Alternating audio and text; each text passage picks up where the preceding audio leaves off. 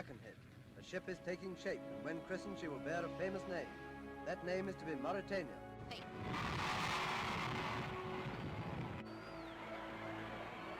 Long, she makes a beautiful picture, and many a passenger, she can accommodate over 1,200, will admire New York from her deck. Rising from the banks of Camel Laird of Birkenhead is the largest ship built in England at that time, and her name is RMS Mauretania, named after the original Mauretania of 1906, which held the Blue Riband for an astonishing 23 years. So I guess you could say the new Mauretania had a lot to live up to. However, it is important to mention that she was never built to be a contender for the Blue Riband, having a service speed of 23 knots. She was also the second new ship delivered to the combined Cunard White Star line.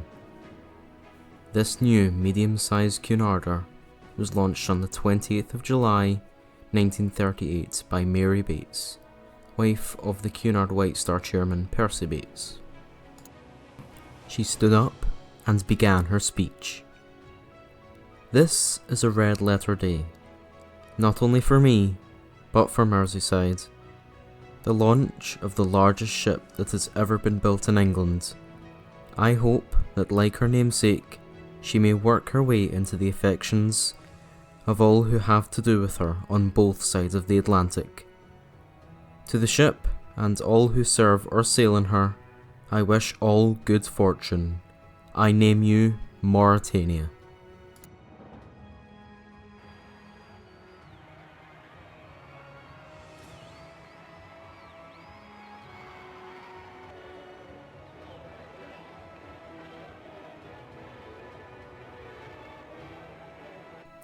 The second Mauretania was designed for the London to New York service, and was in fact the largest vessel to ever navigate the River Thames, and to use the Royal Docks. She was also intended to stand in for one of the Cunard Queens when they were undergoing maintenance. The new Mauretania's smart and stylish accommodation marked a further enhancement to the standards of cabins, public rooms, and general facilities provided for passengers of all classes by Cunard White Star Line. Mauretania sailed on her maiden voyage from Liverpool to New York on the 17th of June 1939 under the command of Captain Arthur Tillotson Brown, who, interestingly enough, had delivered the original Mauretania to the shipbreakers in 1935. After remaining in New York for a week, she returned to Southampton on the 30th of June 1939. On the 11th of August 1939, she left on her final pre-war voyage to New York. She began a return voyage on the 30th of September. On her return, she was requisitioned by the government due to the outbreak of the Second World War. Mauretania was armed with two 6-inch guns and some smaller weapons, painted in battle grey, and then dispatched to America at the end of December 1939. For 3 months, Mauretania lay idle in New York, docked alongside the RMS Queen Mary, the RMS Queen Elizabeth, and the French line's SS Normandy, until it was finally decided to use her as a troopship. On the 20th of March 1940, she sailed from New York to Sydney to be converted for her new role as a troopship. This conversion work was carried out in April, and in May she left Sydney to begin her role as a troop transport in the Second World War. During the early stages of the war, the ship transported Australian troops to Suez, India and Singapore, but later she mainly served in the North Atlantic. However, Mauretania's wartime service was relatively uneventful, apart from on the 8th of January 1944, when she was involved in a minor collision with the American tanker Hat Creek in New York Harbour. By the end of the Second World War, she had travelled 540,000 miles, and carried over 340,000 troops.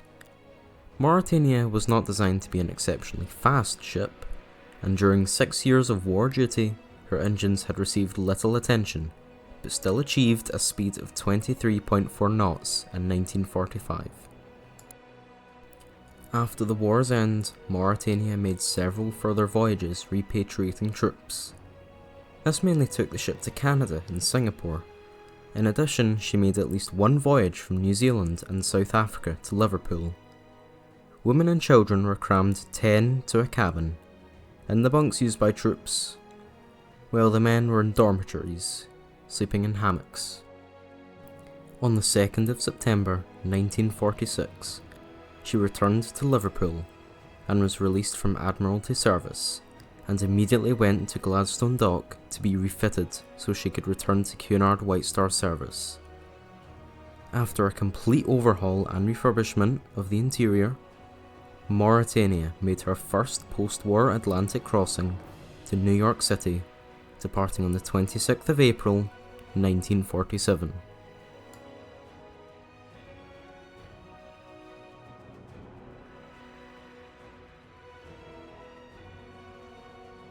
Her home port was now also changed from Liverpool to Southampton, as the Thames route was discontinued.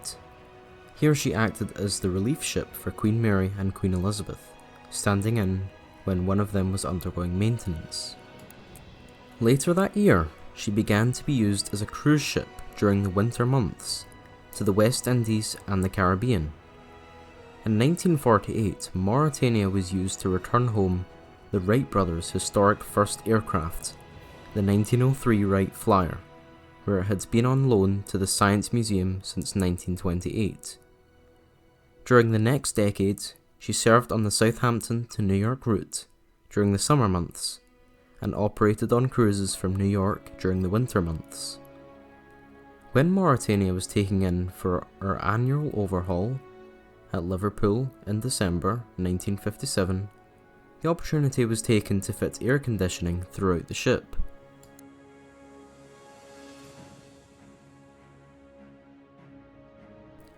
By 1962, Mauretania was facing competition from more modern ships and was beginning to lose money for Cunard Line.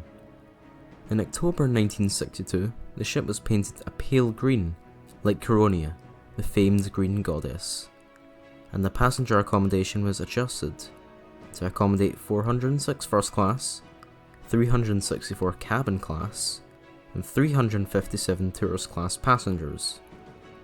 On the 20th of March 1963, she began a new Mediterranean service, calling it New York, Cannes, Genoa, and Naples.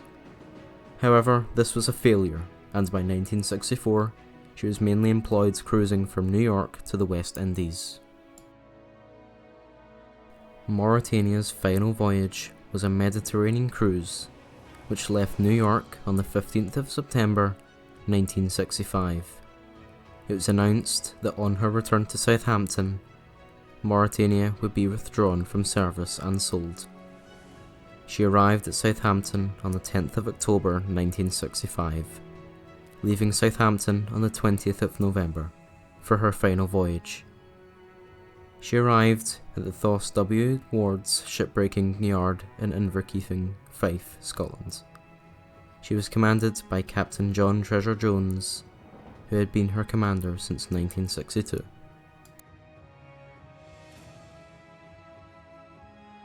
Scrapping began a few weeks later. By late April 1966, her funnels were gone. By mid-1966, the superstructure was removed, and scrapping was finished by late 1966.